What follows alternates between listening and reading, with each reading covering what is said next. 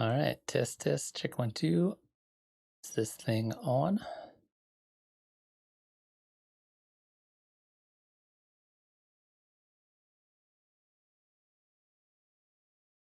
That sounds good. Hello,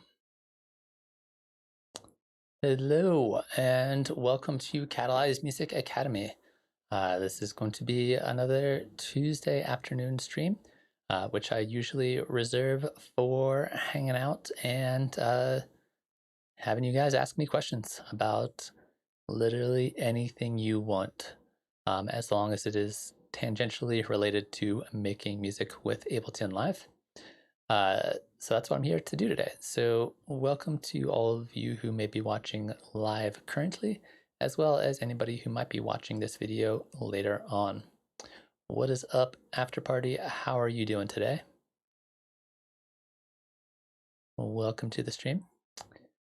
So for those of you guys who may or may not know, Tuesday afternoons are gonna be like this. There's gonna be me hanging out and sometimes doing sound design or making weird music or whatever, but mostly trying to field whatever questions you have for me about making music with Live.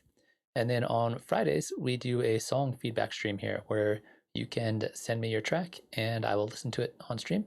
And both myself and the chat will give you the feedback. And that's kind of the deal. That's what we do here on Tuesdays and Fridays. And then usually on Mondays and Thursdays, I release videos of just little quick tips and tricks and things onto the channel itself.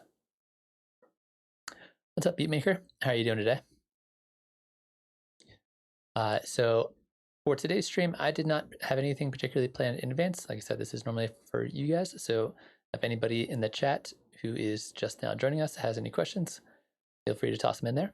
Otherwise, I will just start picking a topic and talking about whatever I want.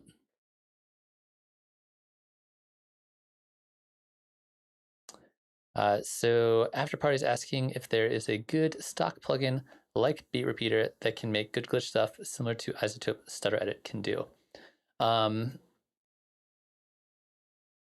So it depends on if you're meaning like stock as in built into Live, in which case Beat Repeat is going to be the best place to do things like that. But if you're looking at third-party plugins, there is a bunch of different options that are out there. They can do kind of similar multi-effect glitching kind of sounds. But if you're looking just purely just built into Live, really getting comfortable with the Beat Repeat is going to be the way to do it. And if you want, I can show you a few techniques with Beat Repeat that you can utilize. Yeah, Beat Repeat is going to be the main thing. There's not going to be anything else that's going to do kind of similar things. So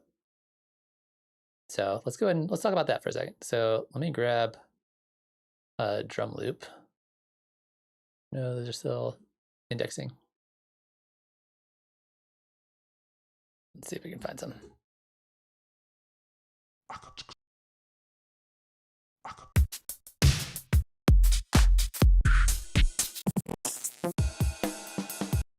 Do something like this.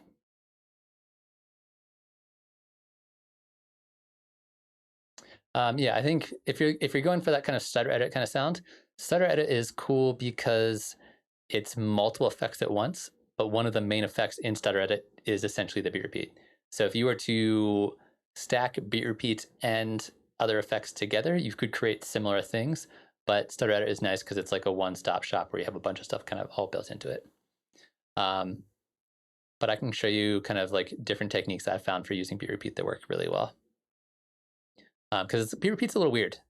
There's one thing that drives me nuts about beat repeat, and that's that this area right here. There's actually two things that drive me nuts about beat repeat.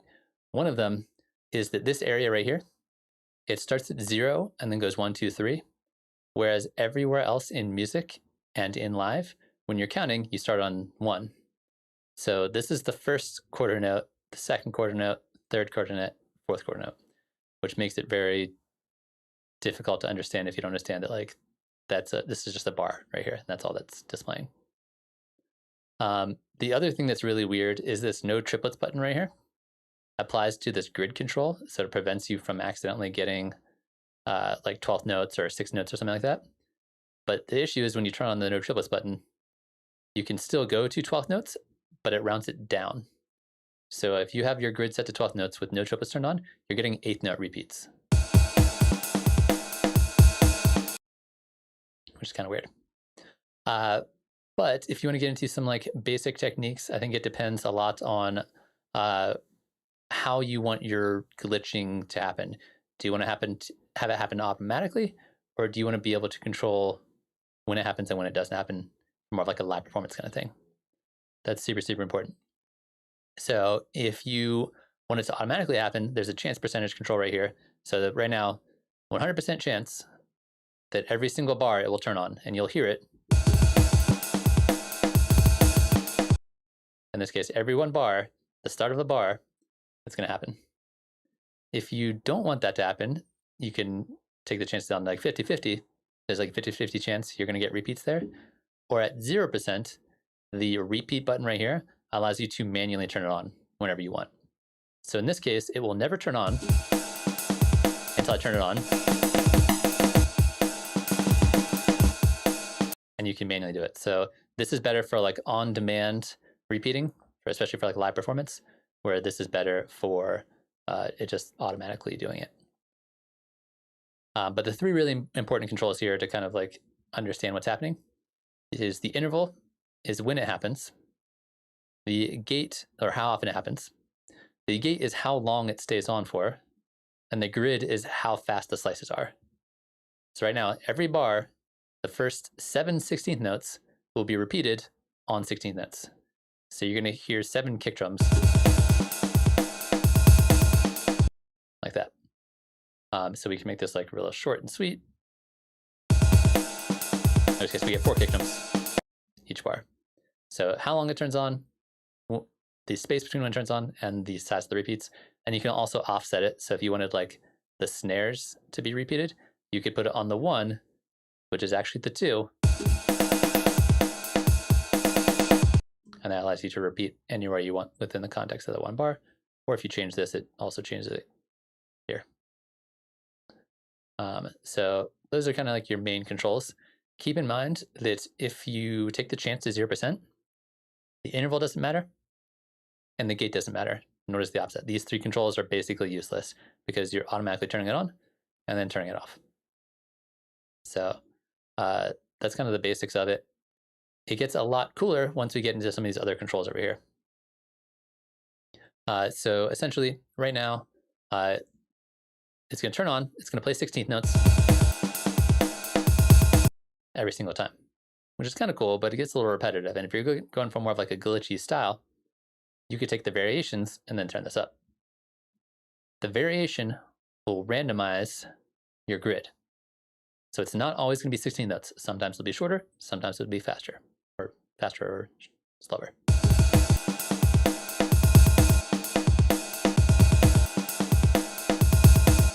So those are all the same. Come on, give me a random one. There you go. And you'll notice it triggers over here when you turn this on.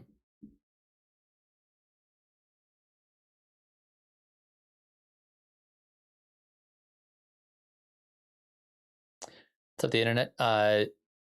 So AM, RM synthesis, I'm assuming are you talking about AM and FM, or am I just not thinking of what the right words for RM? Let me know, make sure, so I'm not try to answer your question. But I will get that just in a moment once I get to the rest of the beat repeat stuff we were talking about. So variation will randomize this, and the higher the variation, the farther it go, and the higher chances you'll get a random number. Ring modulation. Okay, there's not going to be a built-in way to do ring modulation, but AM you definitely can. You kind of can.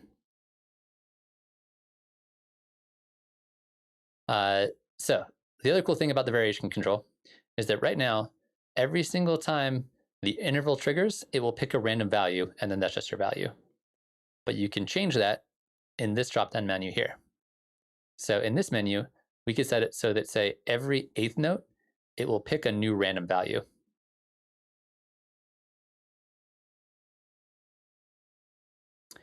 Yeah, Mike, there's 2 ways to make it avoid glitching on the kick.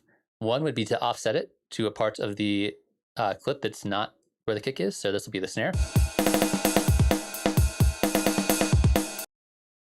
The other way to do it would be to turn the filter on and use the filter control. This will control which frequencies get repeated. So even if this is set here, if we're filtering out so only the high frequencies are being repeated,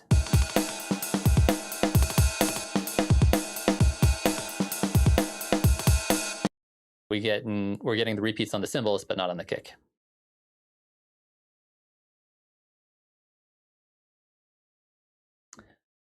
So yeah, that's the filter there. So yeah, so the trigger modes here make it so that in this case, every 16th note, it'll pick a new random value.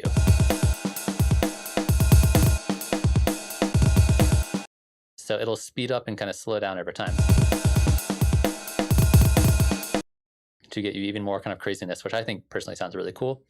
And if you set it on auto mode, every time it picks a random value, it'll play for that length of time, and then it'll pick a new random value and then play for that length of time, and it'll just continue to do that. So instead of it being every 16th note, it'll pick a new random value. On auto, it'll be whatever the length of the random value is, and then it will immediately pick a new value, which gets you some pretty crazy, weird glitching sounds.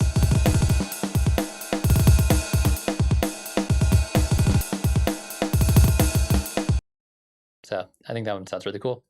And then if you turn the no triplet button on, as this random button, as the random variation picks new values, it will never pick a triplet increment, which sometimes that's what you want, sometimes that's not what you want. Let's try this with the snare and see how it goes.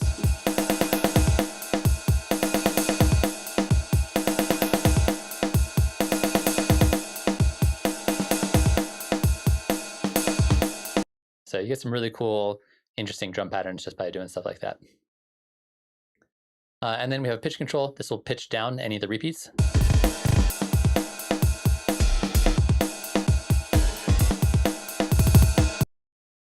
Which is kind of cool. However, I think it sounds a lot better when you use the pitch decay. And if you're after party, if you're looking to do more kind of like stutter edit kind of things, this is something you can do in stutter edit, where it pitches down over time. Which if you do weird things with it, like have a really high time and a really long gate, or high grid size and a really long gate, you get these really like pitched down over time kind of things, which can be really fun for sound design. The other big thing besides the filter control, which I already kind of talked about, is these modes right here are very important.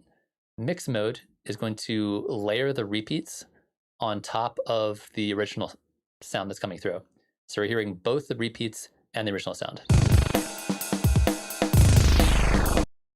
Whereas if you put this in insert mode, it will either play the original sound or the repeats, only one at a time.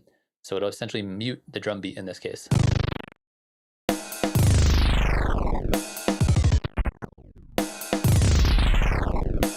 Which again is really cool for doing weird sound design. Or gate mode will only ever let the repeats through. It mutes the original sound.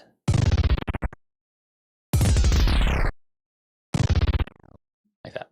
Usually I use either mix or insert, but gate I would probably never use if I use it on like a return track or something like that, which is usually not something I'm doing. So yeah, that's going to be your main kind of modes there. And then you can also do a volume decay. So as it pitches down in this case, it also turns the volume down.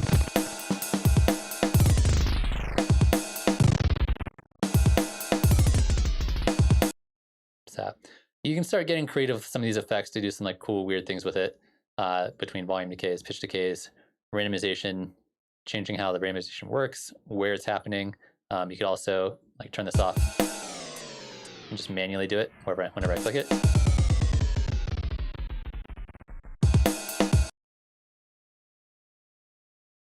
Yeah, internet, we will definitely, I'm almost done with beat repeat, and then we'll talk about AM, which is, there's only a handful of ways to do it really. But yeah, so you can start combining this with like a filter, and you can set up like one macro where you control and like turn both the the filter, like an auto filter that comes after beat repeat. So like as you turn one up, it starts repeating faster, but also starts filtering it more. So you can use beat repeat in combination with other effects and using macros and racks to create cool, weird stutter edit-esque things without having to buy stutter edit. Hopefully that makes sense. After party, let me know if you have any other questions. I'm gonna show you one more thing actually, and then I promise internet we'll get to AM synthesis. So one way we could start to take a look at this is if you wanted to do something kind of on demand where you could kind of change speeds over time, it's pretty easy to do. So we're gonna take this beat repeat, put it in a rack, and we are gonna take our chance, put it down to 0, and we're gonna take this repeat button and we're gonna macro map it to this first knob. So now as I turn this, it allows me to start repeating things kind of on demand whenever I want. However, the issue is I have to turn this up to 64 in order for it to turn on. So I'm gonna hit this map button right here, and I have a minimum and maximum range. So I'm gonna set the minimum range to be like 4. So now as I turn this up, it just automatically turns on whenever I want it to. I also want this to change speeds. So I'm gonna take this grid control, I'm gonna right click on it, map it to the same macro. So now as I turn it on, it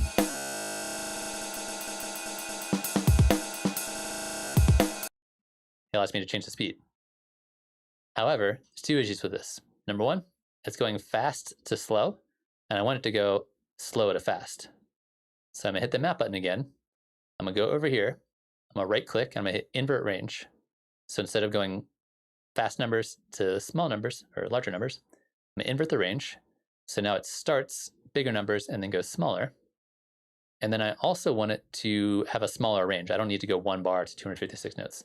So maybe I start this at like a quarter note and max it out at like 30-second notes.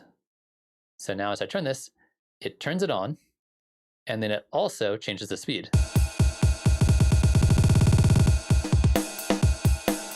As I go through it. I'm also gonna turn the no triplet button on, and that way I don't get triplets. Which allows me to start glitching anything I want. And then optionally, you can also map the pitch decay to the same knob, and it sounds really cool.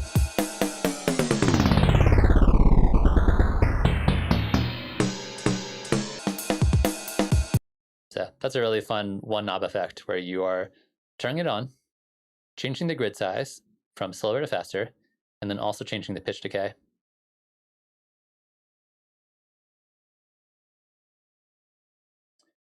I don't have a built-out version of this rack, but it's definitely something I can make available. Just because it's really easy to make. I can probably I can just upload this to Dropbox or something and link it. I've made a video on this. This is available.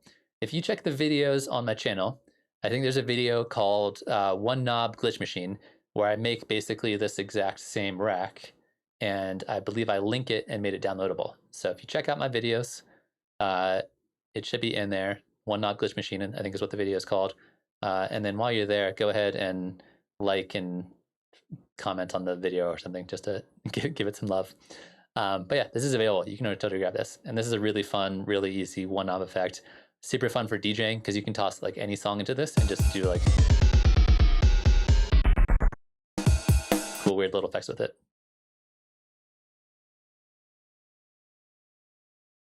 Yeah, beat repeat's one of those ones where it's like, it's super cool, but it's weird. And then once you actually figure out how it all works, then like you can do all kinds of crazy stuff with it. So beat repeat's a great effect.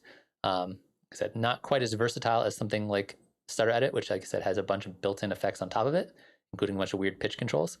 But you can start to kind of pseudo emulate those controls by building little racks like this, where you can do a bunch of stuff with one knob. So hopefully that makes sense. Super fun, super cool effect.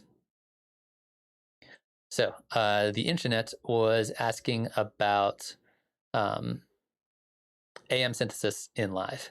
And unfortunately, there are not a lot of ways to do AM synthesis in live. However, there is one hidden way, which is inside of Sampler. So if you take something like Sampler, and we will grab a sample to toss in here in just a second. It's fine, just like a square wave or something. That sounds cool. Let's take this guy.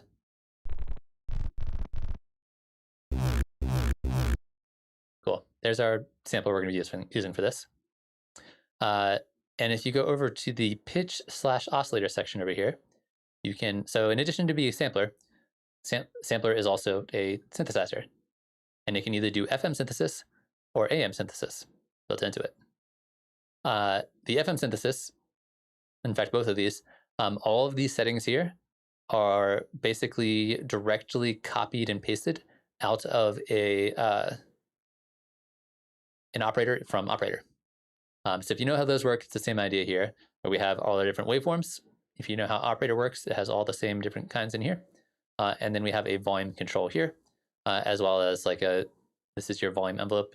And so if I start to, here it is without any FM synthesis. And as I turn this up, you can do all of our FM synthesis right here. And if we switch this over to AM synthesis, we can do basically the exact same thing using the exact same oscillator.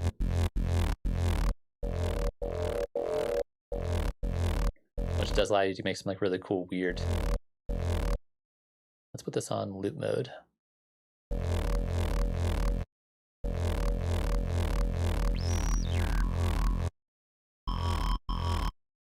So you're basically doing AM synthesis from here using these settings that you have here. Like I said, if you're familiar with operator, it's the same basic kind of settings. The one thing that is worth pointing out over here is that the volume envelope here, it looks like it's this really quick, fast envelope.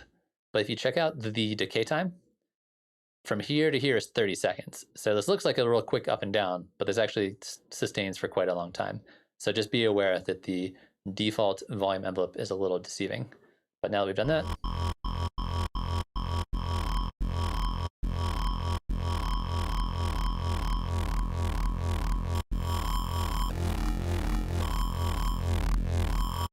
and we can use the volume control to essentially control the amount.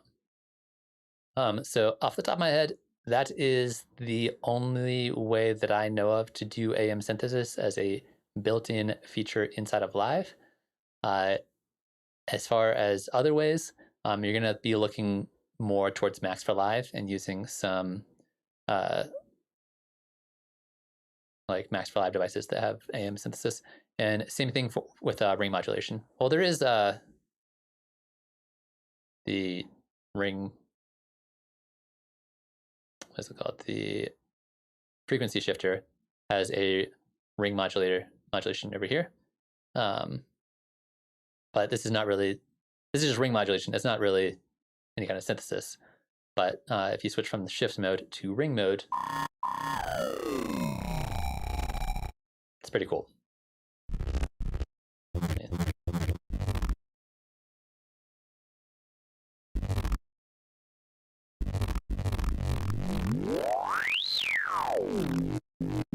So you can do ring modulation here inside the frequency shifter.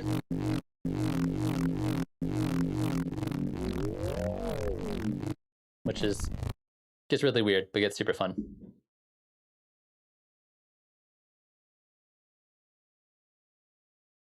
Cool after party, I appreciate it.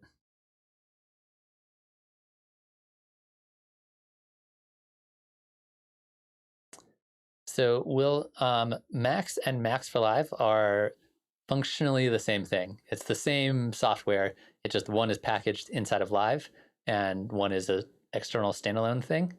So in terms of just being able to make and build things, you should have all the same functionality in Max for Live as you do in Max. You might run into issues with if you have assignments for the course or something like that, where they need you to like turn in a Max patch, or you need to build a Max patch that's just a standalone thing. They might not like it if it's in Max for Live, depending on what the instructor's deal is and what kind of thing they're looking for. But functionally, they're the same thing. They'll do the same thing. You'll have all the same features. You'll have access to all the same tools. Anything you can build in Max, you can build in Max for Live, and for the most part, vice versa. But it's the end result, the finished product of like a Max file versus a Max for Live file are two different file types. Yeah, as far as I know, there's no extra bonus features in Max. If there are, they're like really weird, obscure, very specific things. The internet, I don't do a lot of AM synthesis, but I will look into it and see if there's anything cool that's out there. Hold on, we got a couple questions. So MK was asking, does Ableton have a disperser? You might need to be more specific, MK. Oops. I'm not entirely sure what you mean by disperser. Do you mean like... yeah, I think you'll have to let me know what you mean. Like, give me an example of a disperser.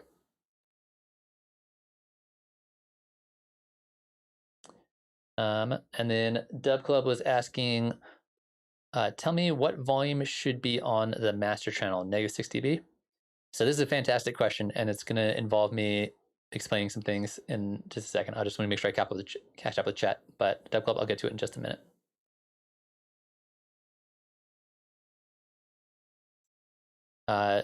Sweet. So the what volume should be on your master is an age-old question.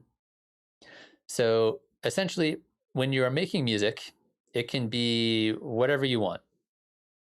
Obviously, hopefully not clipping, but it doesn't really matter. I personally have found that when I'm producing music, I like to have about 12 decibels of headroom. So the volume on the master should stay at 0, pretty much always. But the volume going through the master, I like to have about -12. So most of my tracks are sitting around -18 or so, and then that all kind of comes together -12. When you turn down the volume on your master, you're actually losing bit depth, which means you're losing audio quality. So leave the master alone. If you're getting clipping on your master, go back to each one of your tracks individually and then start turning them down, or shift select multiple tracks at the same time to turn them all down by the same amount. So when I'm producing music, I like to have about 12 decibels of headroom. And then when I am mixing, my mix starts around -12 decibels, and then when I'm done mixing, goes around -6. That's usually what I'm shooting for in terms of headroom. And then as I go from mixing to mastering, it goes up the last decibels up to, more or less basically 0. But usually do not touch the volume on the master. Leave it at 0. If it's too loud coming out the master, turn down tracks individually. Yeah. I see a lot of people will make this mistake where they see red over here on the master and they think, okay, if I turn it on here, I'm good to go. Leave that where it is.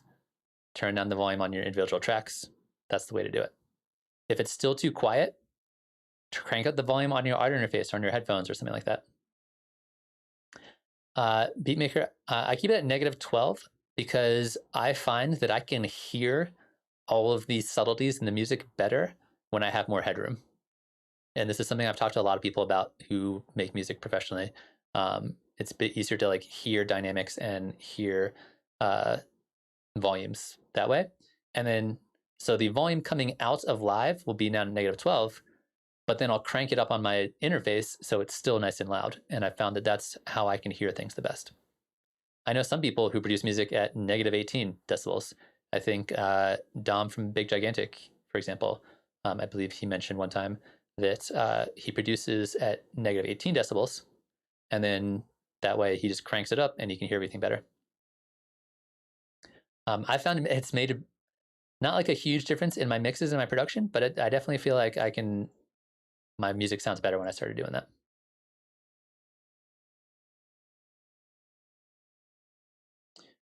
Yeah, if Dub Club, if that's what works for you, I know plenty of people who will like produce with their master turned up to +6 decibels, and they just make sure they don't clip at all. And that way, when they're done, they just turn this back down to 0, and then they have 6 decibels of headroom. And like that's a sneaky way to do it too. It's kind of the same thing as using utility. But I generally try to stay away from putting effects on the master. And then, all right. And then Mike was asking, keep getting lost when I see simpler with multiple samples. I know it's easy with sampler, but can you unpack the simpler case. So yeah, so the reason you see simpler with multi-samples is somebody made something in sampler with multiple samples, and then they just right-clicked and converted it into simpler. And that's why it says multi-sample mode here. And they do this a lot for presets in live. A lot of the simpler presets will look like this because I think partially they just don't want you like screwing around with the samples too much. They kind of want to like just like a plug and play kind of thing. So if you're in a situation like this where you're like, I want to know what these samples are, I want to tweak these samples, just right click on the simpler and convert from simpler to sampler. And then you will be able to see all of the samples and edit them individually. But as far as I know, there's no way to start with simpler and make it multi-sample mode without converting it into sampler first. So hopefully that makes sense.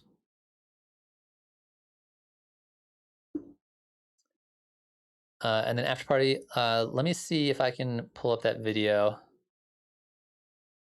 about the beat repeat that I made. It was fairly early on in the channel.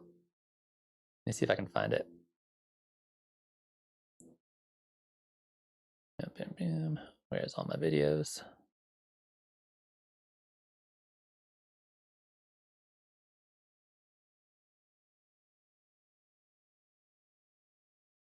Yeah, it's called One Knob Glitch Machine, and let me see if I can link it.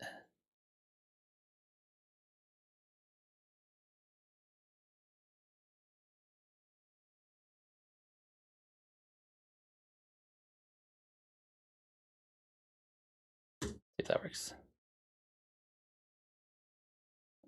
Yeah, that's the video where I talk about that beat repeat patch.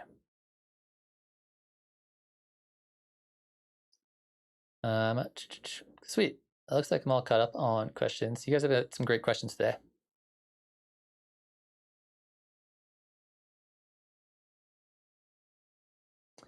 But yeah, I think the question of headroom and what the right amount of headroom is and how to get that amount of headroom when you're working with live is really fascinating because there are a lot of people who believe in really hard, fast set rules about how much headroom you should have. And then there's a lot of people who break those rules and make hit records. So I think there's a lot of room for playing around depending on you know, what works best for you in terms of getting that headroom in your mixes or your productions. But I found the more headroom I have, the better. And then I just crank up the volume on my interface to make up for it.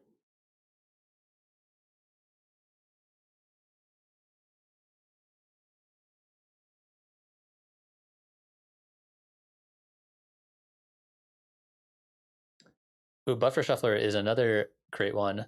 Oh, that's the one I should have thought of when After Party was asking about doing stutter edit kind of things. So there is a Maxify device called the, oh no, is it still indexing? Come on. Let's see, it should be in here. Yeah. So I will be able to look at it in a minute. My computer has this weird issue where occasionally it randomly restarts for no reason. And when I do that, when I open up Live, I have to reassign my Live packs folder because they're on an external hard drive. And so it looks like they're here, but it's still indexing. So I might need to wait a minute before I can have access to my buffer shuffler because it restarted earlier today and it's still indexing all of the files in my Live packs. But if we get that going today, we will definitely take a look at it. But as of right now, I am not able to do that. Let's see if, yep. So probably in like 15, 20 minutes, I'll be able to look at buffer shuffler. But as of right now, it's still indexing on my computer. Is there anybody else who's got questions, things that they want to talk about? I guess we can talk about more kind of glitchy edit stuff if you guys are into that while we wait for buffer shuffler to show up. What's up, Marcus? How you doing today? So if we are talking about kind of like glitchy things, one of my favorite ways to just do glitch edits that I think is often underappreciated is just by manually doing it in the arrangement view. Like again, if we're just going to take this drum beat here and just using the greatest key commands in the world, cut, copy, paste, and duplicate to just kind of like take this one thing and like turn it into something entirely different. We have our grid already here, so I can take something like this and just duplicate it a bunch to create little edits like that. And also, you can do things like take one of these guys, hit the R button to reverse just that section you had selected. We can duplicate something like that. We could reverse this entire thing. That's a super fun way to like just create little glitchy edits. And then once you have something you like, select all of them, Command J to consolidate them back into one file.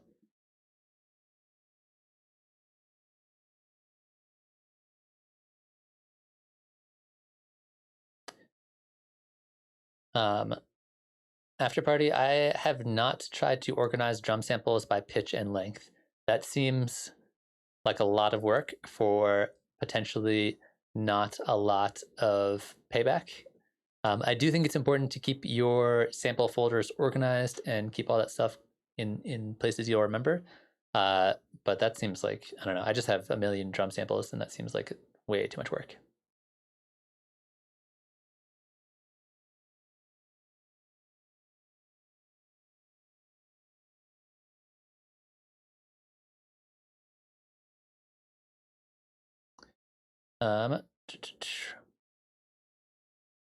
So Mark was asking, what's your take on rhythmic transgate effect in live? So there's a lot of different ways to do that. If we're doing just like all kinds of like, just in general, rhythmic gating, my favorite way to do it is to just use AutoPan. Works great for all kinds of just rhythmic gating.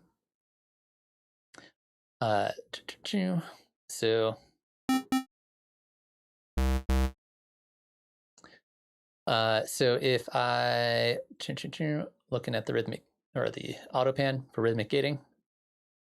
So I think I talked about this last week on stream, so some of you guys might have seen this, but it's just a cool thing to do. Take the AutoPan, turn up the amount, which is obviously going to pan it back and forth, left and right. However, if we take the phase and turn this down to 0%, instead of panning it, it changes the volumes of the left and right simultaneously, which allows us to do different kinds of chopping. So, and then we can obviously sync this to the grid to do different gating that way. So if we're talking about doing something for as like a fake sidechain, we could do like a triangle shape here, and we could adjust the phase, not the phase, the offset, so things kind of like pulse. Let's slow this down. In different ways. Or we could do like a little triangle as a way to just kind of rhythmically gate things. And if you don't want it to be like super over the top and super noticeable, you can just take the amount, and that way you can get different amounts there, depending on what it is you're going for. So that's probably like one of my first go-to methods for just doing any type of rhythmic gating, whether it's trance or otherwise, because it's all built in there and it's pretty easy to do.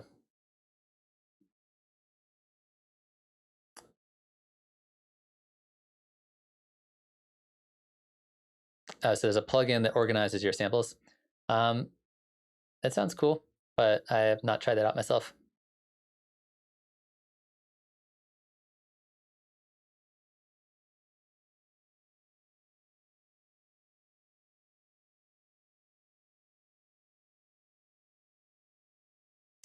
Beatmaker, that is a fantastic question. So the question is, people talk about different compressors being able to create different sounds. Any compressors you immediately or stand out to me, or use or stick to just the stock compressor? So if I don't care a lot about the compression. If it's just like, I just need a little tiny hair compression, I don't need it to be super noticeable, I just want to like a little like little icing on the cake, I'll probably just use the built-in live compressor. I think it works fine. It does the job. The nice thing about the live compressor is it's quick and it's easy. So quick and easy jobs, live compressor will totally do it. If it's something that I want to really push to be over the top, if I want to really like bring out a lot of the like the dynamics and really like make something sound really big and huge, I'm most likely going probably first to the where am I looking at it?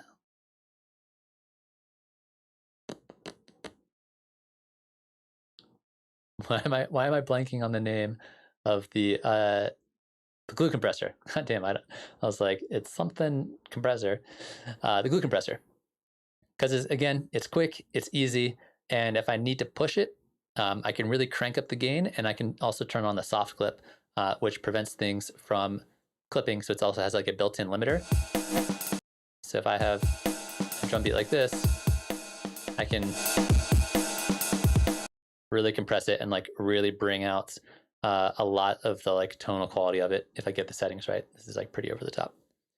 So those are definitely two of my go-tos. However, if I am wanting to do a little bit more kind of detail-oriented work, if I want to like really dial in there and make it like absolutely perfect, I'm most likely reaching for the Fab Filter Pro C. This is a fantastic third-party plugin, pretty user-friendly. It has lots of great settings in here, from really light and minimal to really extreme. It's very visual, so you can like see everything in here. It does take a little bit of getting used to the interface, but this is a bit more of a kind of like next level compressor. And then if I'm being like really picky about it, if I like really want to hone something in and like really spend a lot of time making the compression perfect, I will most likely use one of the UAD plugins, the universal audio ones. So I have a twin audio interface, and one of the nice things about the UAD plugins is that they are designed to emulate like actual hardware compressors, like legit old school hardware, all kinds of gear, but in this case compressors. So those are kind of like my go-tos for compressors. There's a million to choose from, as Joseph was saying in the chat. And in a lot of cases, there's not going to be a huge difference between them. There will be, and I think to me, ease of use and getting quality sounds out of it quickly is almost more important, or just as important, as the kind of like the vintage tones or whatever, or the like real subtle things that each little compressor is adding to the sound. So most of the time when I'm doing compression, I'll use the glue compressor or Pro C. Those are kind of like the two ones that I stick to the most. But there's lots of great ones out there, and it really kind of depends on what it is you're going for. A lot of people absolutely love the multiband dynamics, which is not my favorite. It sounds decent, but the interface is really strange. And until you understand how this works, like setting up compression and expanders for different EQ bands, it can be very confusing. I think the reason everybody loves it is the OTT preset, which is just like if you really just want to slam something and make it like super over the top.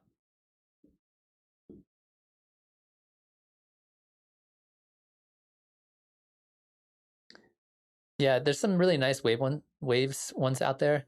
My two issues with the Waves plugins is, number one, there's like a million of them, and so having to dig through and find which ones are the right for you and your workflow, I feel like takes a bit of time.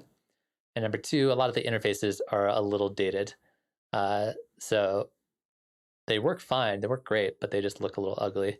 But I think Waves makes some really cool things, and I know a number of people who they have like one or two secret weapon Waves plugins that they keep in their back pocket that they use all the time, that sound really great.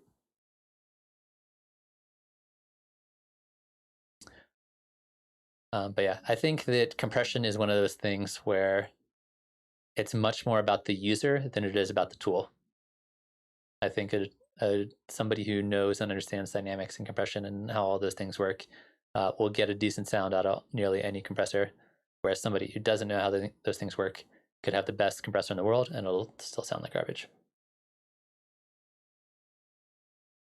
That is a great question, though.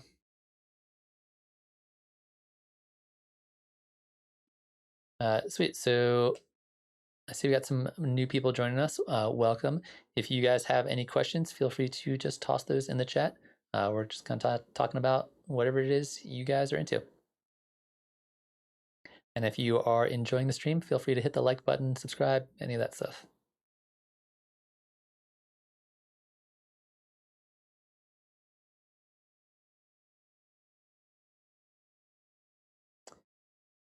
So After Party is getting used to hybrid reverb and seems like he is gravitating more towards Valhalla out of frustration.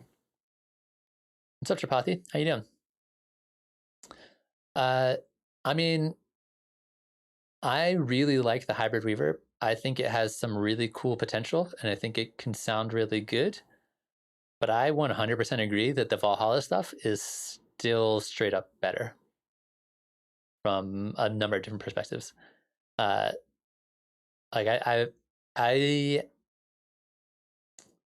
It's also, I think, partially that I've been using Valhalla for years, and so I really know kind of what I'm looking for when I open up a Valhalla plugin. Whereas hybrid reverb, I'm still getting used to like the algorithms and like what each one of the controls does for each algorithm. So I still think hybrid reverb has a lot of potential. I still think it's really cool. I'm still going to keep using it.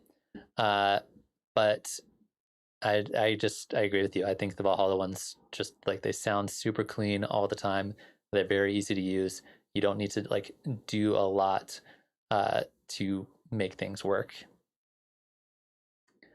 So William's asking which Valhalla reverb is the best. I think to me it's kind of a tie between Valhalla Vintage Verb and Valhalla Shimmer. Vintage Verb I like for doing more kind of realistic sounding reverbs. Let's go ahead and rather than just me just talking about it, let's try these out. So Vintage Verb, just like straight out of the box.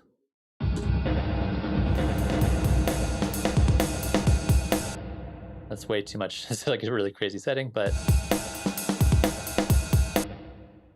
just sounds really good. And you have to do very little effort to make it sound good. The modes here sound great. The colors here sound great. I honestly haven't played with a lot of presets, but like I think a number of these presets are pretty solid. There's some drums in here, right?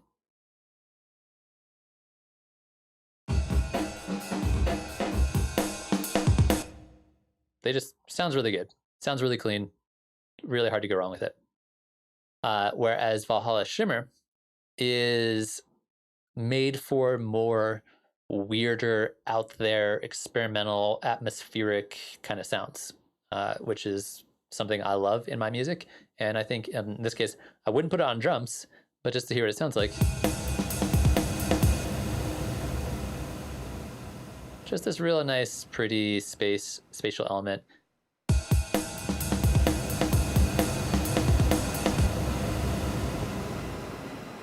And it sounds even better when you run it through melodic sounds. So if we were to take this.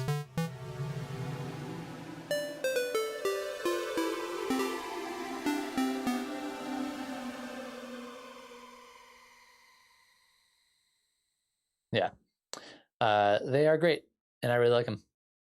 And then Supermassive is also really cool. That one's free, so go ahead and grab that one because it's great for having around. But those are my two go-to reverbs across the board for years. Vintage Verb for realistic sounding sounds, and Shimmer for the more atmospheric, crazy, pretty weird, ethereal kind of sounds. But they're both $50, and they're $50 each, and just they're best $50 you'll spend on plugins your entire life, hands down.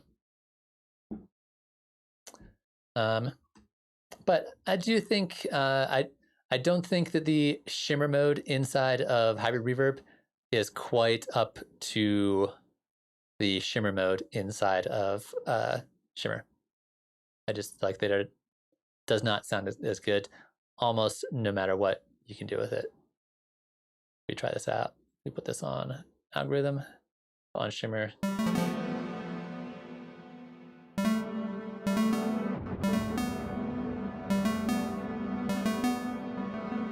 It sounds cool. Get some more shimmer.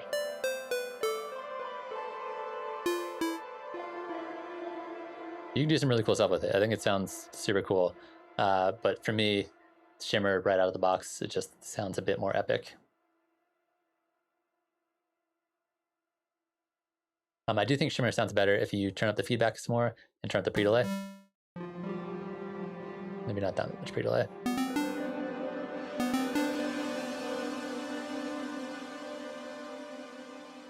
Still sounds cool, but there's something just like inherently pretty about the way the Valhalla shimmer works, and I don't know if I can like quite put my finger on exactly what that is or why that is, but it is worth it's worth the $50 in my opinion to grab it, even though Hybrid Reverb can do some cool stuff.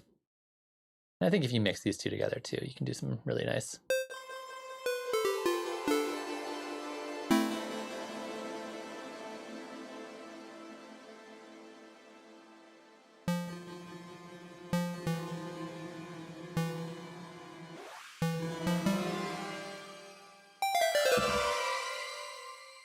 Yeah, there's some cool stuff in here, but it doesn't work quite as well, I think, as Shimmer. Yeah, I agree with Joseph here. Shimmer is just a great reverb, no matter how you slice it. But I appreciate that this reverb exists because it is miles and miles better than the regular live reverb that's been around forever. Like this guy's been retired. He's no longer being used. Oh yeah, these are great questions. Keep them coming. Let me know if you guys got anything else you want to get into. And we can also dive deeper into any one of these topics if you guys want to keep going deeper into different kinds of reverbs, plugins. I don't have a lot of plugins on this computer, unfortunately, just the essentials.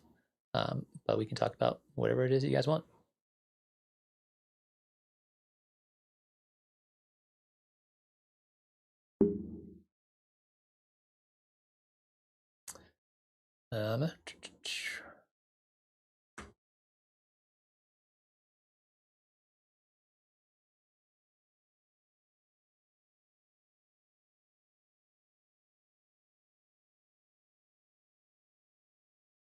We also dive a little bit into hybrid. The thing that I feel like I need to tell everybody about that people don't really realize is the send knob on the hybrid reverb is like an absolute game changer. So you have a send knob coming in to control the volume going in, and you also have a dry wet control here. So between the two of these, you have a massive amount of control over exactly how much reverb you get in there, which I think is a really cool feature that is often overlooked.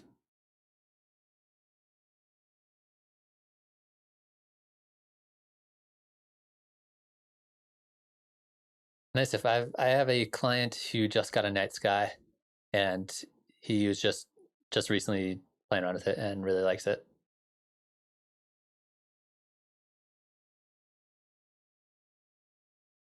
What do you think about it so far? Has it been like cool to make big crazy sounds with it?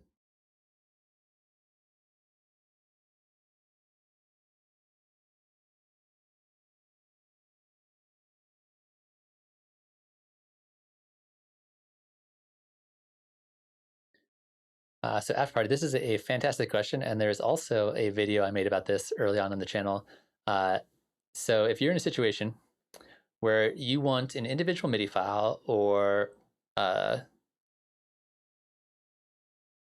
like an individual track or something like that, just something from another song, there's a really easy way to do that people don't realize. Is if you have a folder over here in your browser, I need to re-add project folder. So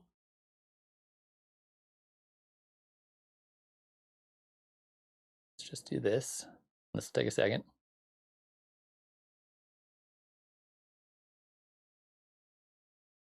I'm gonna do a smaller folder.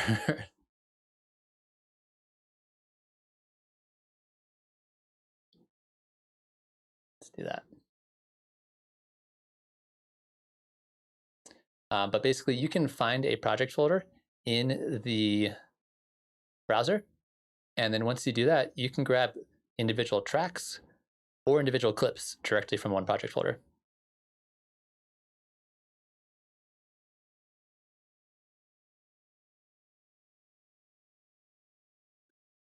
So let's see if I can find one.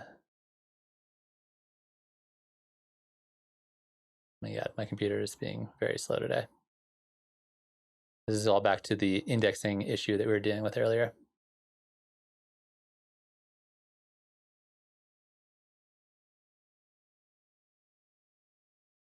Okay, here's an example. So this is a .als file. And if I click on the triangle here, I should be able to see each individual track. Like this. So here's a drum group, bass group, synth group, etc. So in here, I can open this up, hopefully. And here's my kick drum track. And I can just drag this in. And this will include all of the MIDI, as well as all of the effects and everything else from that track. I don't even remember making this track. So here's all my MIDI. Here's the drum rack that it's in with all the effects, all that stuff built in right there. So that's an easy way to grab content from one track to another. Just find the ALS file, and then in the ALS file, you'll have each track, or you can grab each individual clip if you want. So that's one way to do it. Or another way to do it, if you wanted to like export a MIDI file to put it on like a different computer, you can just select a MIDI file, and you can go to File and hit Export MIDI clip. I haven't done this in a really long time, but you can just export a MIDI clip, and that'll just put it on your hard drive, and then you can send it off somewhere else.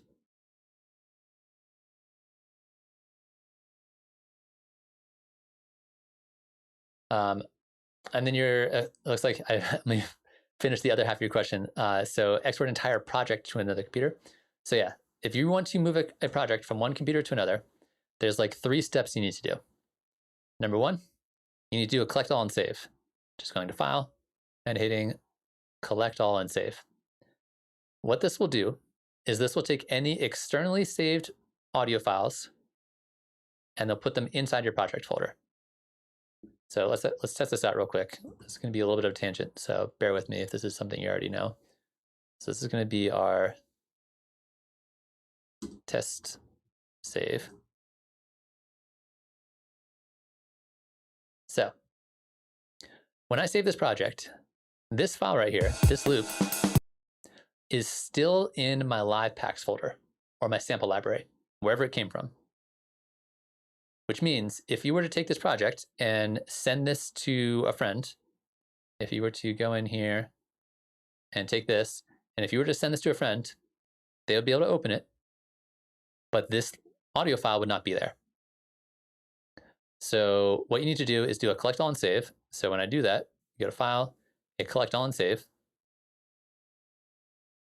We'll just save from everywhere, hit OK. That will then take any externally saved audio and save it into the samples folder inside your project folder. So in here, under imported, there's that beat, right? So once you do that, once you do a collect all and save, you want to take the actual project folder itself. So this is the entire project folder.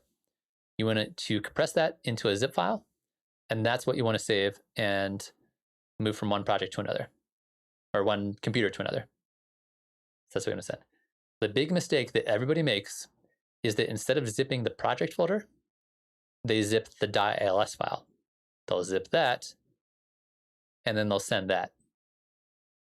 That is no bueno. That's not what you want to do, because it has the same issue. The samples folder will not go with it. So first do a collect all and save, then find the project folder, zip the project folder, and then that's what you want to send. Optionally, if you want to, You could also freeze any third-party tracks or third-party plugins if you're not sure if that other computer has those plugins. That's the other thing you might want to do. Hopefully that makes sense. Those are the couple things you might want to do, but that's basically it. If you're not moving projects from one computer to another, you do not need to do a collect all and save. In fact, you don't want to do a collect all and save. So only collect all and save if you're moving from one computer to another, and that's it.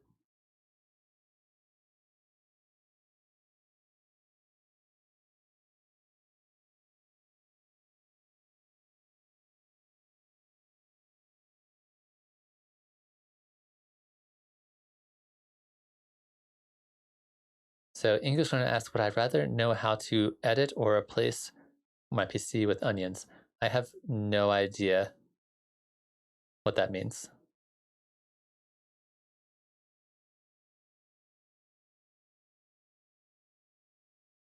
And then Mike was asking about, can you talk about the process of finding missing sample audio files for sets?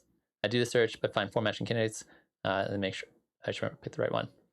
So if you are in a situation, which often happens, especially if you are transferring from one computer to another, you might be in a situation where samples go missing. So when that happens, you do the search, and we can open this up. Right now, I don't have any missing files, so it's not going to let me search for it. But if it gives you multiple samples, that usually means that you just have multiple copies of the same sample, which means you can pick any one of them, and that's totally fine. So usually what I'll do in that situation is I'll just double click on it. It'll show up over here in the browser. Double click on one of those. It'll pick one, and then it'll say, now that we found that one sample, do you want to replace all of them? You hit yes, and that usually does it.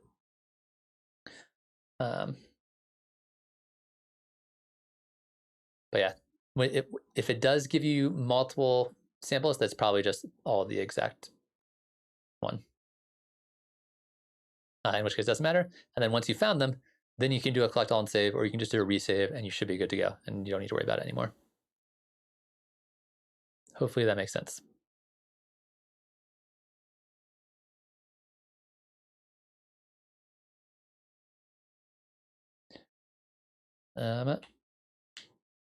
Sweet. Makes sense to you, Mike? Hopefully. Cool. Sweet. Anybody else got any pressing questions, thoughts, comments, ideas?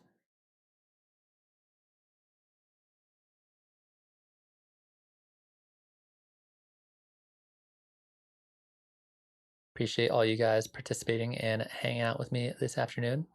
Hopefully you guys are having a good time, staying safe out there.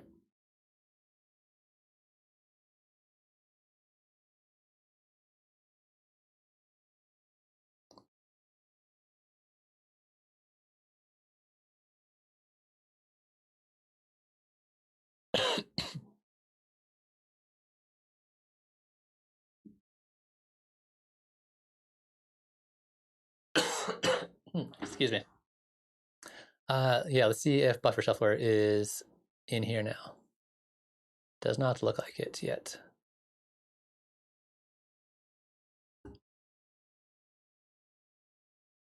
Actually, what I can do is, excuse me. What I can do is I can just grab it from Finder. That's the other option, is just grab it from the drive directly. I don't know why I didn't think about that before.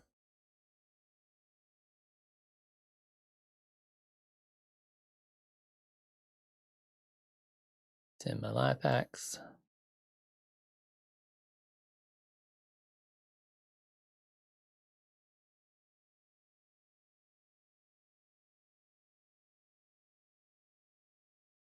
All right, so here's this weird thing you can do. So here's all my live packs that I have. There's a million of them. And if you open up they're an actual pack. So if you right click on it and you hit show package contents, you can see inside of it, and we can see that the buffer shuffler is one of them. So this is an old buffer shuffler. There's a newer one than this.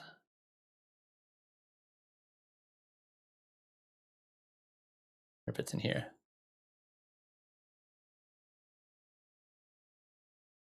There it is. 2.0. There you go. That's what we're looking for.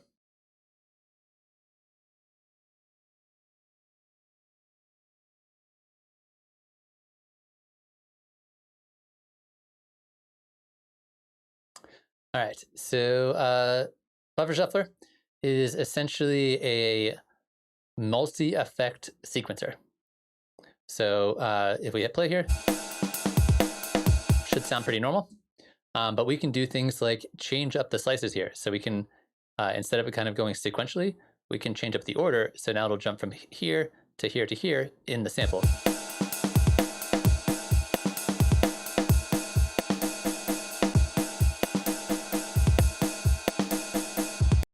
So you can like basically automatically rearrange the sample just by rearranging these guys here. We can also reverse them by hitting these buttons.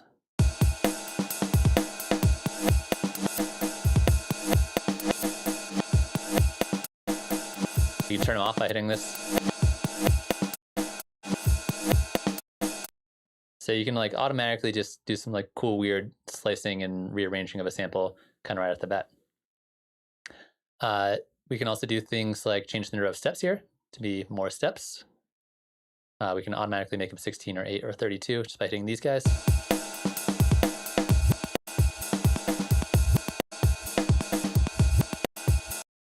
And we can, so that's like step number 1, is just rearranging things, which is pretty sweet. Another thing we do here is we have a little stutter. I'm actually going to, is there an easy way to reset this? Not really. Maybe there is. All right, right here. Boom, just reset it. So if we want to do like beat repeat kind of stutters,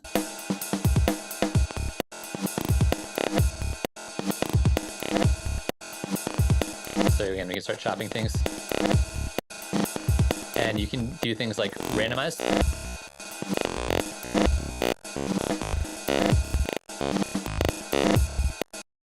Something like that. We can change the number of rows here too, which is kind of cool. So we can have things repeat more or less. We'll go ahead and reset this. We have a gate. So this allows us to basically turn down the volume of different parts.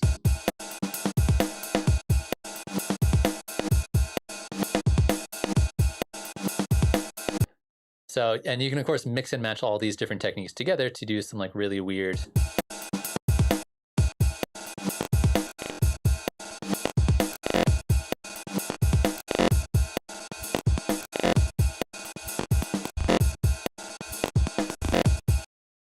pretty sweet. We got pitch controls, which you can turn all these effects on and off here. So we can pitch things up and down.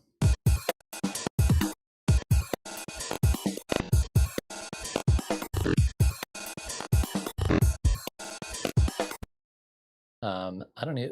This is a shifter in Hertz, I think.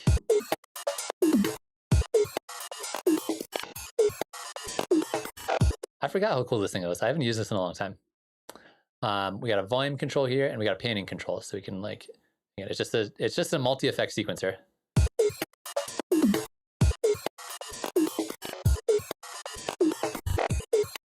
Yeah, this is super fun. Honestly, Joseph, I don't remember how much max is if you don't buy the suite version of Live.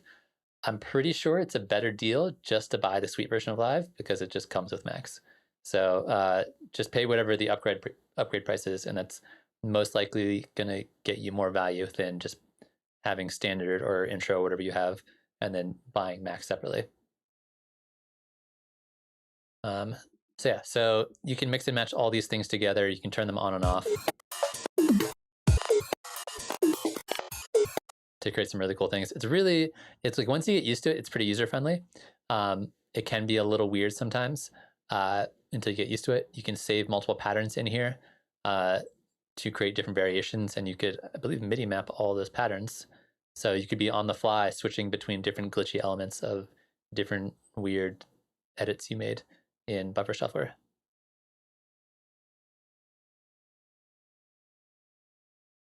Yeah, there's tons of cool features in here. That's cool. You can change how the randomization works. You can randomize it. You can make permutations on it. Yeah, just a fantastic tool. You can turn it off.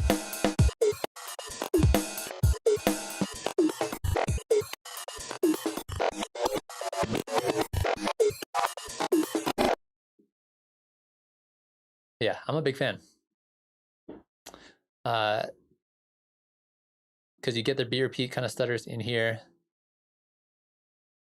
You can smooth them out. You have pitch variation, you have amplitude variation, like minimum, maximum amounts. Yeah, you can customize all these guys.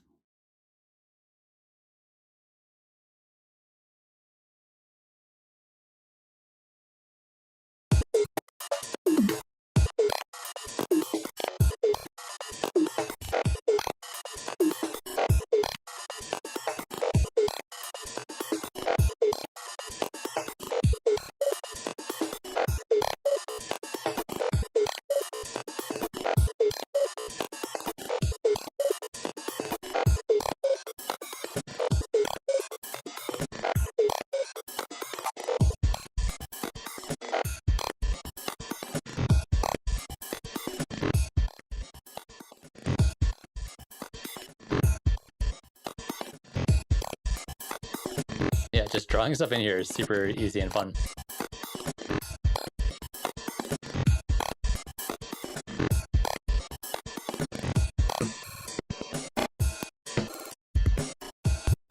That's pretty cool. Too much.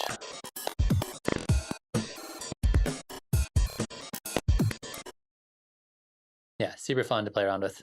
Definitely recommend using this if you're trying to make some cool, weird, glitchy things.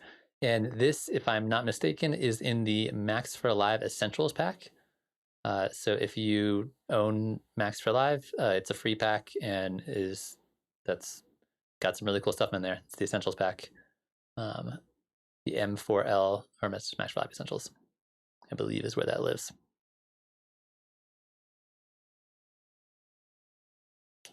Yeah, I don't know if there's too much else to say about this guy.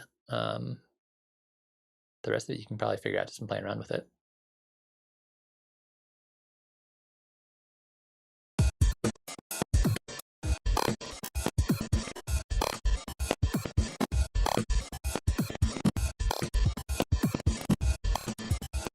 Yeah, if you want to do some like cool, weird Aphex Twin stuff, you could totally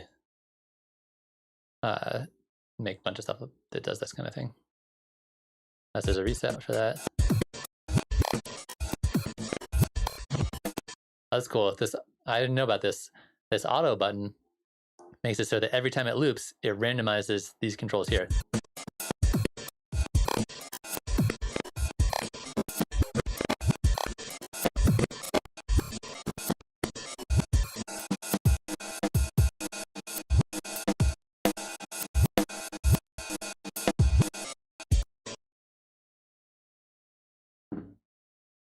What's up, Praveen? Yeah, this actually is a great intro into using the probability pack, which basically takes a lot of these weird sequencing options and just like really just cranks them up to 11, which is a fantastic pack. But everybody good on the buffer shuffler? What's up, Gregory? How are you doing today? So let me pull up the probability pack real quick. A lot of the probability pack is like this kind of thing, but it has more MIDI sequencers and things like that.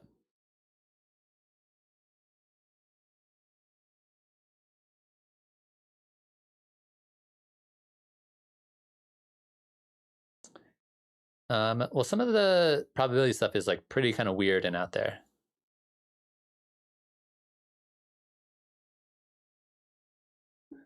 So this is, so we have melodic probability, we have the probability ARP, and we have the rhythmic probability, and we have Dr. Chaos, and the step divider.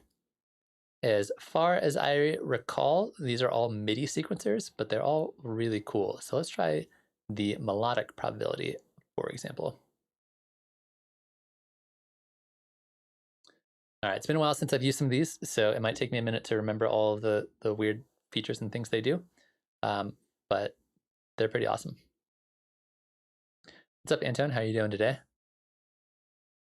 All right, let's turn this guy off.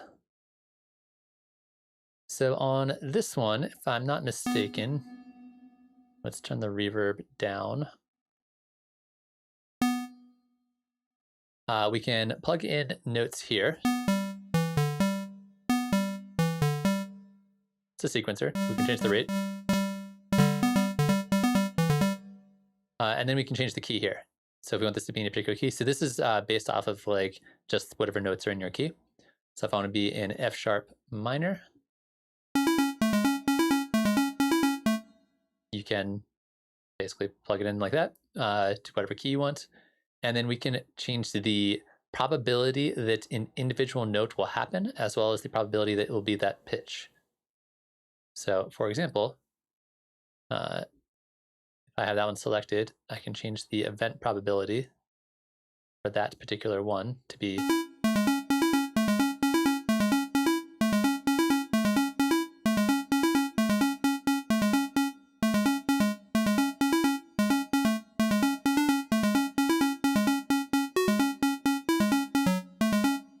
so it's basically taking the timing of the notes that I have in here, and we can adjust the probability for it actually happening or not happening here, as well as the pitch of it here. And I believe it still stays in key. So even if you're kind of like randomizing the pitch a little bit, it still picks things in your key. I believe the note length is determined by the rate. So if I have like longer notes in here, and if I have this patch that's longer. And then if you really wanted to change it, you could use another, the length is right here. So we can change the length for these two.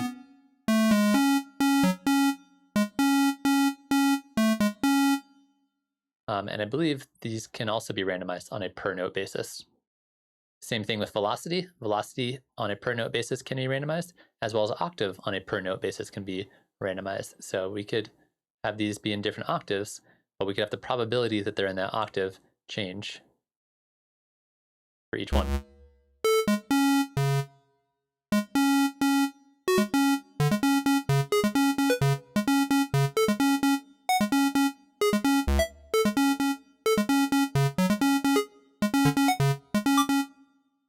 So it's a cool way to just make different kinds of sounds and make it like, so you have like a basic theme of a melody.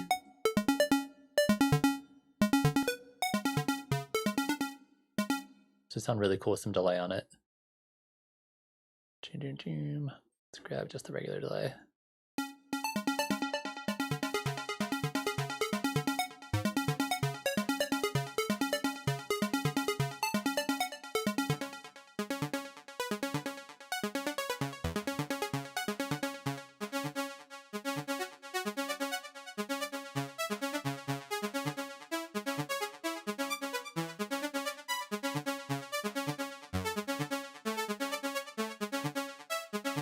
Cool, I'm already kind of digging it. I got some swing to it.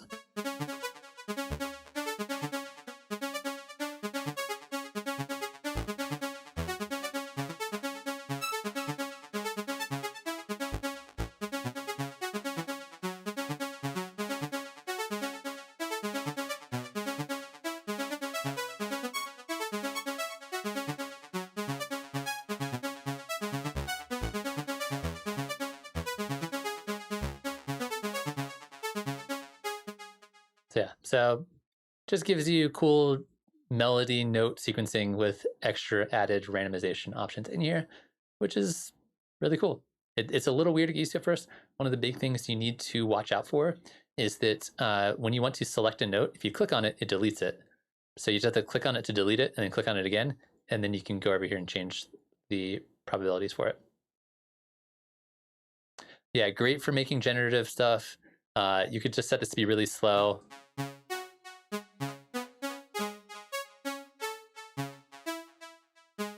Even slow this even further.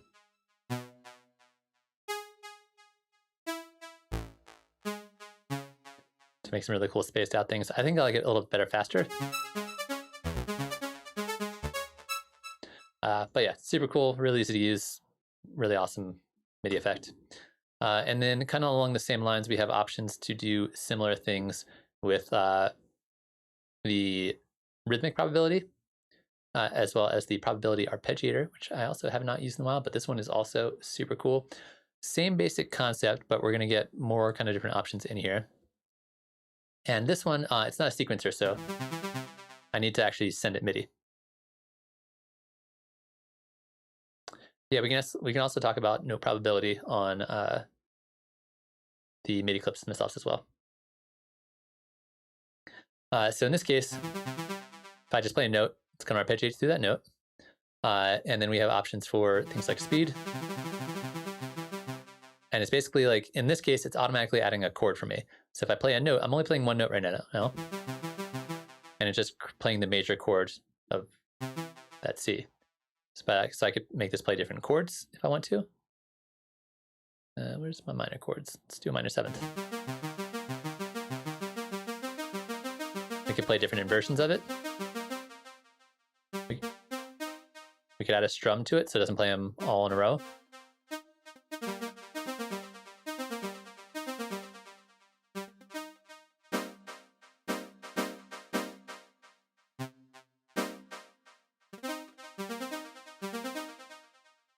Which is pretty sweet. We can turn the arpeggiator on. So just hold this down. And then we can change the probability here of things like rate and style. We need to turn the amount here. This is the secret to make this work. The amount control down here needs to be turned up.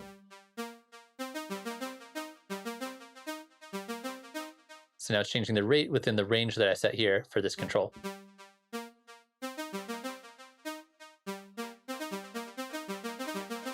I turn this up. It's now picking random styles, length control, octave control.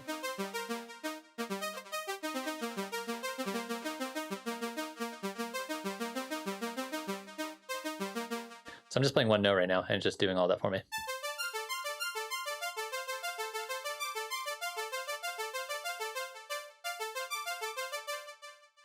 So it basically allows you to add randomization to an arpeggiator. Kind of similar to how the other one is just sequencing things and allowing you to add randomization to that. You can also gate things out, which is kind of cool.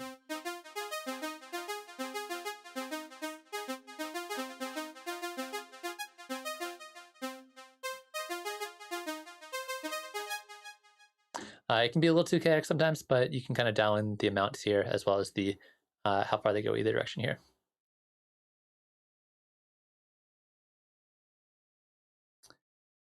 So Chuck was asking, what's the best latency-free way to have an ARP sequencer trigger CV tools? Are you talking about using a hardware arpeggiator sequencer to trigger CV tools in Live, or using a ARP sequencer inside of Live to use CV tools to trigger some hardware? Either way, the way that I do it is using the ES9 audio interface by Expert Sleepers in combined with CV tools, and I found it is pretty tight on the latency. I haven't noticed a whole lot of latency issues unless I personally screw something up. So I use the ES9 to take all of my CV that I generate in Live. Yeah, so I use the ES9 to connect all of my modular stuff to the CV tools in Live, and it's worked great for me. Very little issues. I run ES9 into Pam's new workout, and then all that sends signals out to all my sequencers to generate all their stuff. And then I grab the audio back from the ES9, send it back into Live, and resample it there. And it is works great. No complaints so far. I have a video on doing modular and Live, and I talk about that a little bit.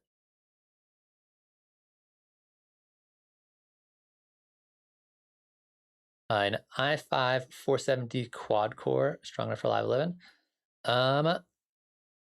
That is a great question, and I will not necessarily be able to answer that off the top of my head. I would need to look up some more of the stats on there. Like how much RAM do you have and how old it is?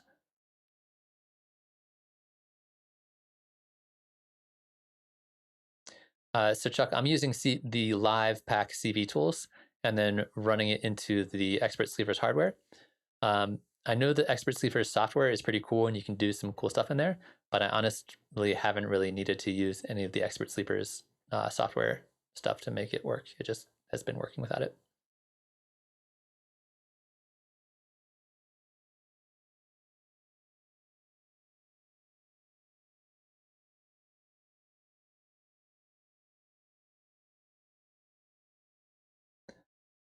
But yeah, those are a couple of the devices in the probability pack. Dr. Chaos is the other one in here that's really cool, that if you guys are interested in doing cool, weird, generative, chaotic, probabilistic sequencing and generative stuff, it can be really cool.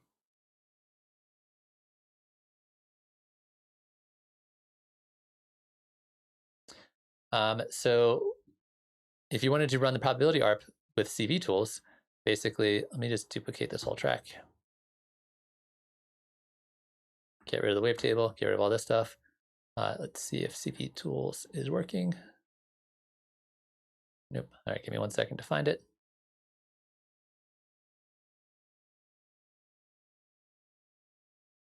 Oops.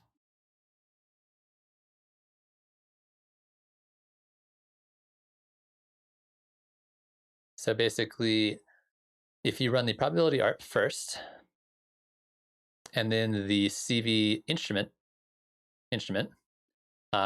this is basically going to take any MIDI here, send it into the CV instrument, and then you would send this out to the ES9 or wherever you're sending your CV to. So the CV instrument basically can input MIDI. Oh, something's being weird.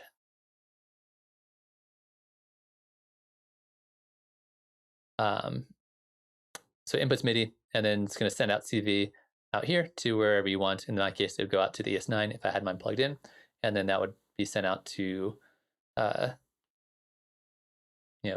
my sequencer or send this directly to an oscillator module or something like that, and that works totally fine.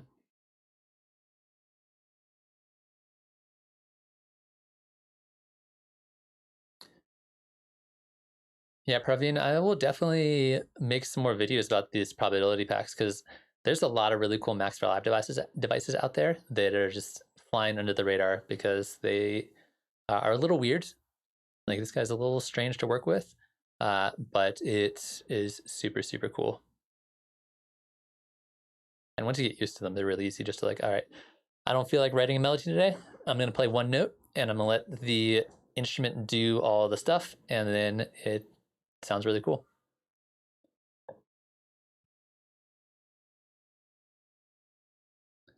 The thing about using randomization, and I say this all the time because I do a bunch of randomization for composition these days, is that sometimes it sounds really cool. Sometimes it sounds like garbage. And so you need to always be recording it. And that way, when it sounds really cool, you can just snip that really cool part out and then use that as part of your track. And that's a great way to start using randomness. It's just generate lots of content, find something cool that you like, grab it, and then loop it, and then boom, you have something cool you can use in your track. As opposed to things being always random, which in some cases doesn't always work out. All right, live is being weird, or Finder is being weird, I guess.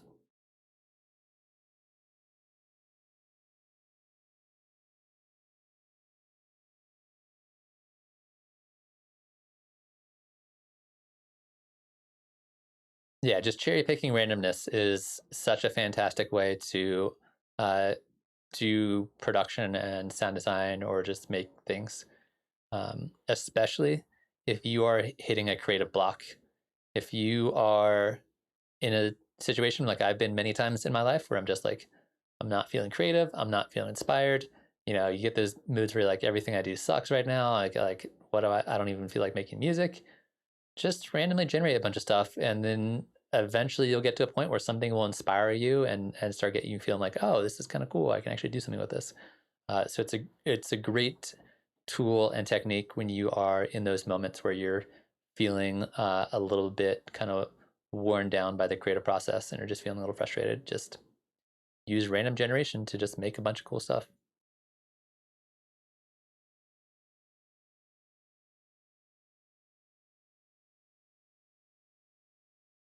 So I highly recommend trying that out.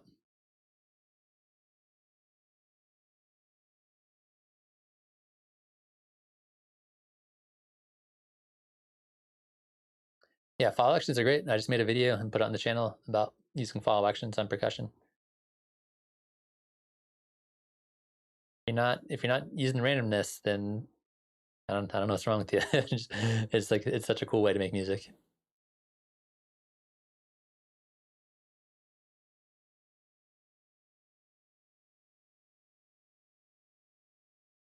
All right.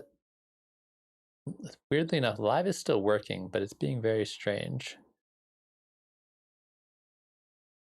I'm not sure why. I know why. It's because I clicked on the pack.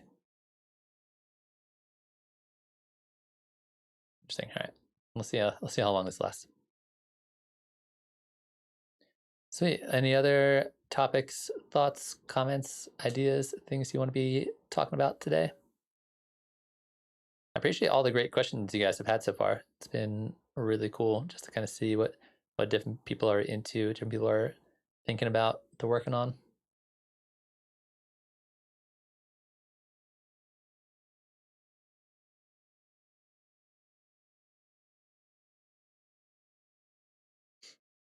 The other one I did want to mention, if people are still interested in some of these devices.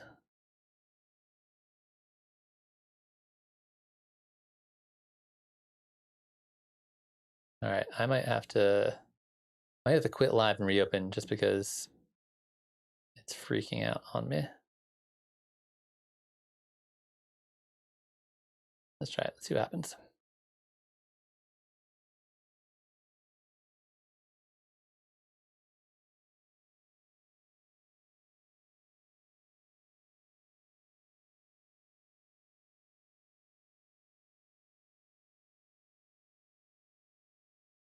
All right, is that working better now? Nope.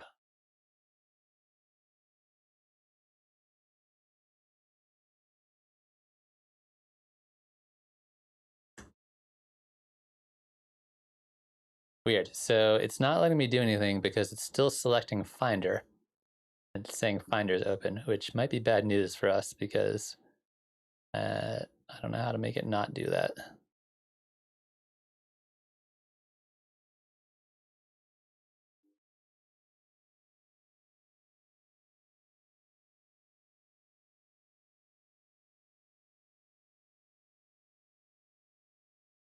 Weird. All right, well, I'm gonna hang out for a little bit longer and see if you guys have any questions or anything you guys are into talking about right now. My computer is freaking out a little bit, so I might end stream a little bit early, but I want to make sure that anybody else who is here can ask any questions that they want to get into or whatever. But I appreciate all you guys coming in, hanging out, asking the questions, making this Tuesday stream nice and interesting for me. Hopefully you guys all learned something today. I do want to point out that I will not be streaming on this Friday or on next week at all. So the next 3 streams are going to be off, so I won't be around on Friday or Tuesday or Friday next week, but I will be back after that. So I think it's the 13th or 14th of September I will be back.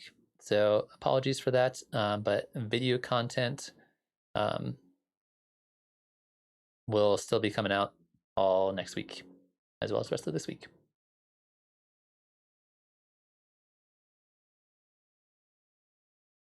Interesting. Let me see.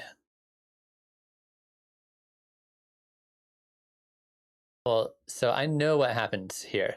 What happened was I clicked on one of my live packs inside of Finder instead of right-clicking on it, and now it's like trying to open a live pack in Finder, but it won't let it do that. So it is just sitting there confused, and it's not letting me select live. Like I can click in live sometimes, but I can't like do anything.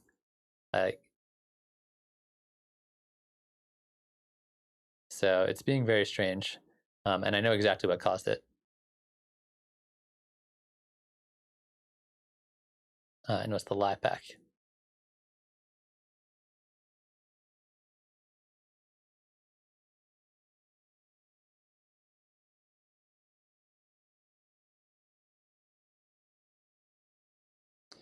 So, Chuck, it depends a little bit on how you have the tempo syncing set up. Most likely, when you are,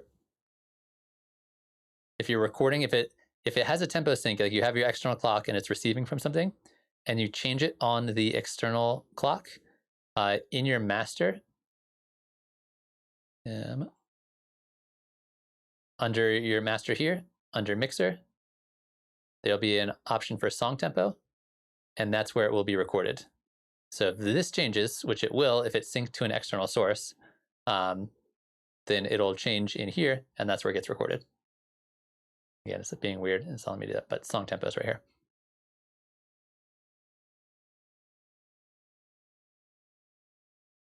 Usually I tend to like it better if live is the master and then the hardware gets slave to it. But if that's your setup and you like it better doing the other way around, that also totally works.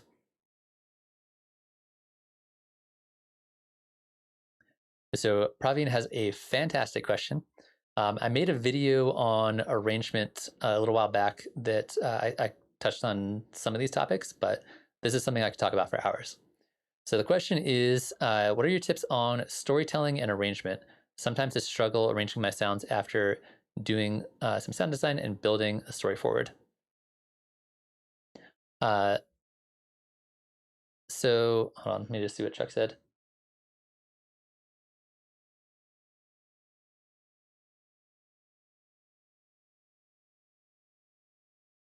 Yeah, it'll still, the tempo changes will still be recorded in the same place, regardless. Any tempo changes you do in live, they'll be recorded here, regardless of where those tempo changes are coming from. So as far as storytelling in arrangement goes, that's something I think about a lot. It's something I put a lot of effort to in my arrangements. I think one thing I like to think about is that each section of the song is like a chapter of a book where there are characters. I think of sounds as characters, kind of, and they're creating an environment, right? So they're creating a scene that they're in, like a scene in a movie or a chapter in a book. And then that scene has a certain goal, or that chapter has a certain goal, right? And you have to think a lot about, like, what experience are you trying to create for the audience? And this will vary a lot depending on the style of music you're into. So if you're into like really heavy EDM, the goal of the drop is to create this environment for people to just go really hard and just like dance their faces off, basically. And so what are the characters in that story doing to create that? How are they creating tension? How are they building energy? How are they interacting with one another to create that kind of end result?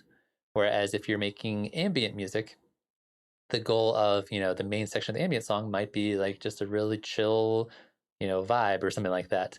And so how are the characters, how are the sounds of your song interacting with each other to create that kind of environment? And I think that helps out a lot for me personally when I am putting together arrangement. One thing that can also be really helpful is like write a story first. It doesn't need to be like a novel or anything like that, but like think of a character in a story and you can just grab ideas from stories that you already like. You could take Star Wars, you could take like whatever story, whatever the most recent movie you've seen is, and think about how that character changed and progressed over time, and then build a song that kind of reflects that. And there's a lot of different ways you can interpret that.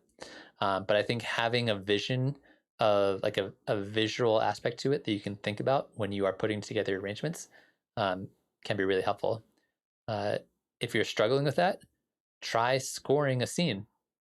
Try like taking a scene from your favorite movie, mute the audio, and try writing a song to that, and seeing how what's happening visually in the scene of the song changes, and then your music changes with it, or you can make the music change with it.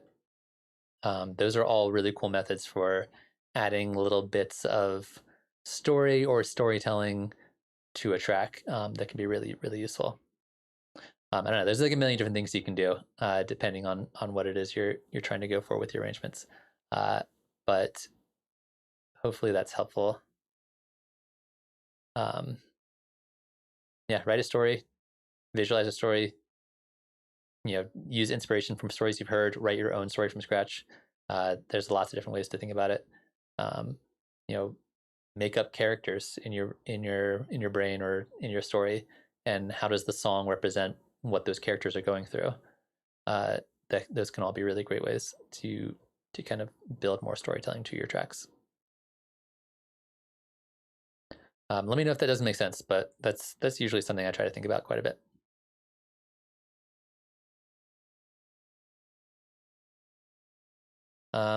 Sweet. Anybody else out there have any questions, things they want to get to real quick before we call it for the day?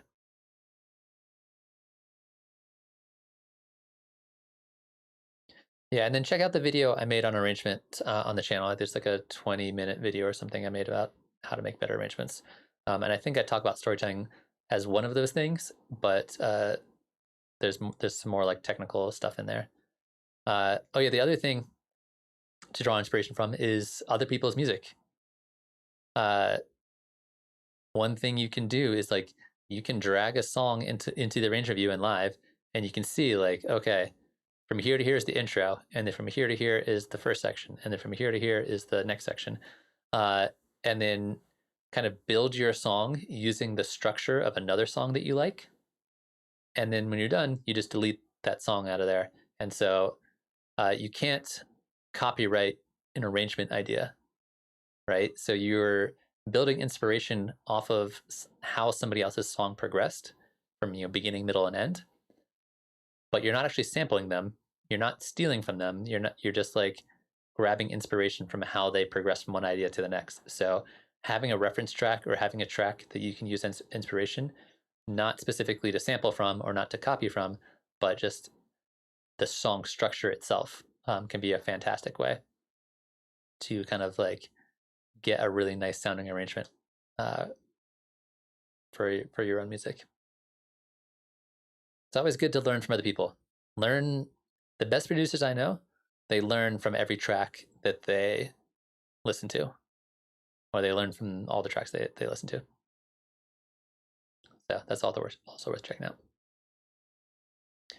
out. Sweet. So I think that's gonna be it for today. I appreciate everybody popping by. Like I said, I will not be back till mid-September. So the next 3 streams will not be happening, but new videos will be released. Video will be released on Thursday, as well as next Monday and Thursday as normal. Streams will be gone, but then starting mid-September, we'll go back to normal stream times and everything like that. So yeah, so I appreciate you guys. Thanks for popping by, and hopefully I'll see you again soon. If you enjoyed any of this stuff, hit the like button, hit the subscribe button, all that kind of YouTube thing. It's super handy for me. But have a good evening, and I will see you guys later.